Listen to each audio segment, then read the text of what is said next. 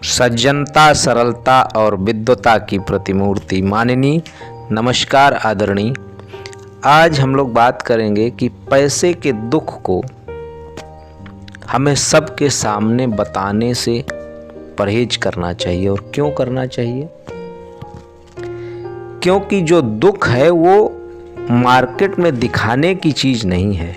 पहली बात तो ये कि ये दुख कभी परमानेंट नहीं रहता है।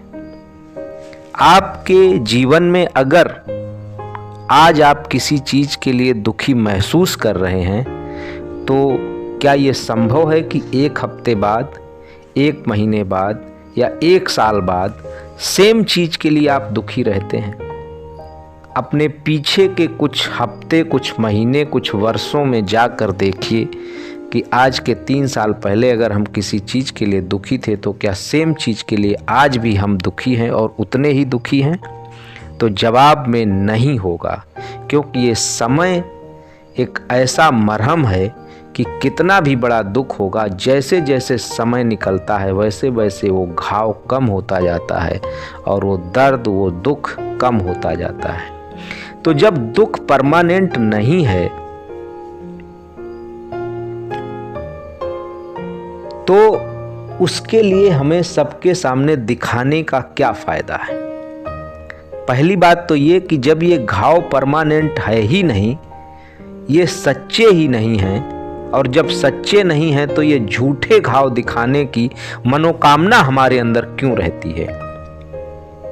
और यदि ये मनोकामना रहती है तो इसका एक ही उद्देश्य है कि उस दर्द को दिखाकर, उस कष्ट को दिखाकर हम लोगों की सिंपैथी लेना चाहते हैं। और अगर सिंपैथी ले भी ली तो इससे कर क्या लोगे? क्या हो जाएगा? क्या दर्द कम हो जाएगा या दर्द मिट जाएगा?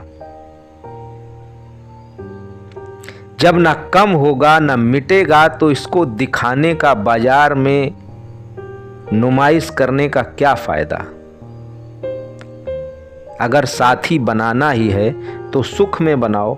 वैसे भी हर आदमी अपने दुखों से ही इतना दुखी है कि किसको पड़ी है कि वो आपके दुख में भागीदार बने।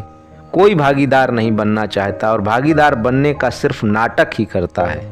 हाँ, सुख में जरूर थोड़ा मजा करने के लिए मन से उसके आ जाएगा, तो वो सुख में जरूर थोड़ा बहुत सहभागी बन जाएगा। इसलिए दुख को सिर्फ और सिर्फ किसके सामने बताना है? उस परम शक्ति के सामने, उस परम पिता परमात्मा के सामने। तो उस दुख को सिर्फ और सिर्फ उस परम पिता परमात्मा के सामने कहना है, और कहना, कंप्लेन नहीं करनी है, उनसे उसका निदान मांगना है। और जब ये ब्रह्मांड में जाएगा, अगर दुख और कंप्लेन की बात उनसे कहेंगे तो वही वापस आएगा। और जब उस शक्ति, उस परमपिता परमात्मा से निदान की प्रार्थना करेंगे तो वो निदान ही आपको दे देंगे। इसलिए आज से ही इस दुख को किसी के सामने रोना